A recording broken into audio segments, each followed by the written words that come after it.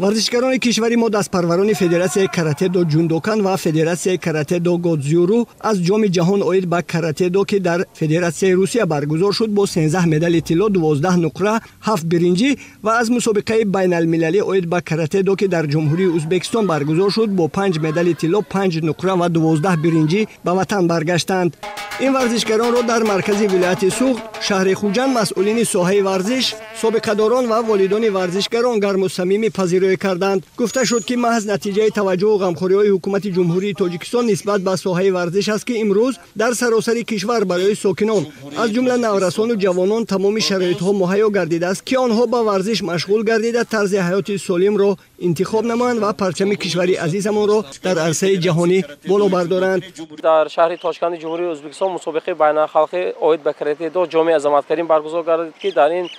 زیاد 32 نفر ورزشکاران و مربیان اشتراک کردند، صاحب 22 مدال شدند. امروز باشه برای ما جوانان و ورزشکاران و مربیان همه شرایط‌ها مهیا است. صدها انشاءات‌های ورزشی، میدانچه‌های ورزشی، تالارهای ورزشی و از طرف مقامات اجرایی حاکمیت دولتی ولایت سوخت باشد در گرد سردریا راهگردها ساخته به استفاده داده ایستادند که همه روز ساکنان و استقامت کنندگان شهر خوجند مهمانان در این انشاءات‌های ورزشی، میدانچه‌های ورزشی مشق تمرین میکنند، در مسابقه تیاری میبینند.